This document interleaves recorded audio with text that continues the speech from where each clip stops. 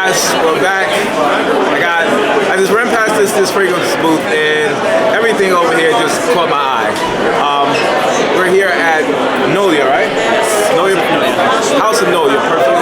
And we're going to talk to the creator and the owner of the fragrance brand. We're going to talk about some of these fantastic fragrances. Two in particular that I just smelled that blew my mind, but we're going to highlight some of these gorgeous presentations and also some of this fantastic juice. I'll let you take it away. Yeah, sure. So I'd love to show you one of our first fragrances that the story I worked on. So the idea was that I felt a lot of people can relate to this. We all move away from our, future on diverse careers, education. We miss our mother's cooking. Okay. So being a third culture child, coming from an Indian and an Arabic background, we use saffron a lot in our food. Okay. So I wanted to create a saffron fragrance that was related to gourmand, obviously reminding me of my mother's cooking of sweets. Okay. So we blended this saffron vanilla caramel fragrance with bergamot and musk. And it also has sandalwood to obviously enhance the lasting. Oh, okay. It has this warmthness to it. It's supposed to remind you of that sort of warm feeling you usually get when you're in the comfort zone of your home and your mother around you. Absolutely. I'm loving this. The saffron spice is soft, but it's present. There's a sweet nuance undertoning opening too. What is it? It's like almost sweet, but almost like fruity. Is that something there? Yes. So we have saffron, bergamot, vanilla, caramel, musk, and sandalwood. Oh, that's nice. Okay. So before you go to the next one, can you tell me these two? What is? There's a oud fragrance. Yes. And then this one it's the moon shadow. Moon shadow. Can we talk about both of them? But I guess we can talk about one. Yeah. So I'll start off with the moon shadow first. Okay. Let me just grab that from there. So the moon shadow fragrance, the idea was that we all are away and sometimes alone. So what's giving you company? When you're feeling lonely, what's giving you company? It's the shadow the moon casts on the floor or in the rain of yourself. And that's what I felt when I had first gone abroad for my studies in London. So I felt a lot of people are feeling the same. They feel away from everybody and they wanted an empowerment fragrance. Okay. That's what we created.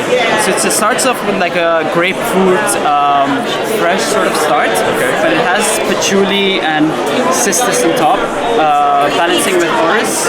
Okay. Now I smell this. This is wow.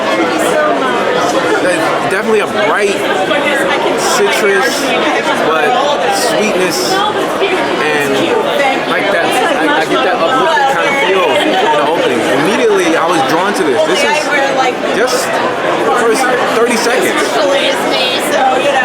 And when it dries down, what do we get when it dries down? Mostly patchouli. That's the one thing that you will find the most. And then there's a bit of a mir and oud as well in that. Oh, so we have oud. So we have a woody tone in the base. And projection, longevity, what are we saying with the fragrance? So we're quite, obviously we don't say how many exact hours of course, but we're quite happy with this one and the next one in terms of the lasting. Okay. Easily 20 hours I would say. And I would say this would be more of a spring, summer report, or your fragrance is kind of all year round? So in terms of the collection, it's all year round. Okay. But in terms specifically of this one, I would say it's like the rainy season period. Rainy season, so April. Yes. Okay. Perfect. Yeah. All right. So let's talk about another one that I discovered here. So Ode to Oud, launched as an exclusive for Harvey Nichols in Doha for the first 6 months. Okay. It is now available to the world. The idea was to pay a tribute to Oud.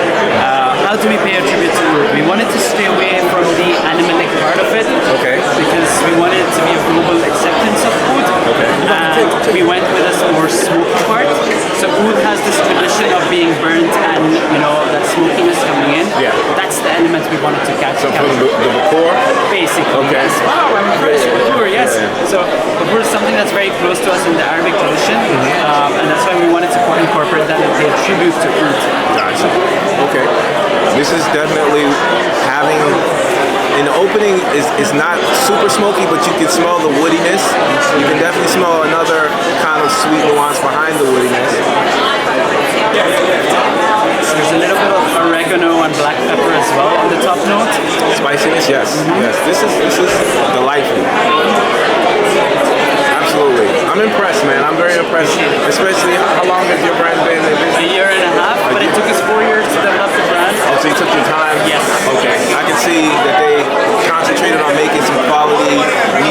fragrances.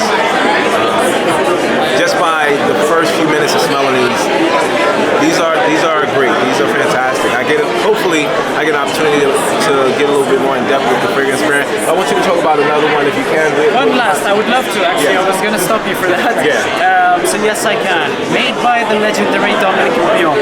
Oh. What he has done in this, he's used his favorite rose. Okay. But then he used another element of rose, which is the mix of 3 roses. Okay. It's Damaskina, which is from Syria, Bulgarian, obviously from Bulgaria, and then we have the Turkish rose. Okay. And then he called it the Rose Ultimate, and he created this fragrance for us. Okay. He's blended it with patchouli, Okay. and I think it's the traditional sort of Dominique fragrance in that sense. And okay, so this is a lot of pressure for him right now because rose is one of my favorite notes. So we're gonna see how this thing works. Well, I mean, I'm one person, so don't take just my opinion on it. But we're gonna check it out, see how it smells.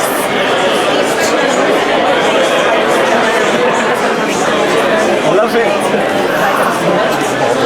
Bro, that is nice. Okay. Okay. So I'm getting that freshness.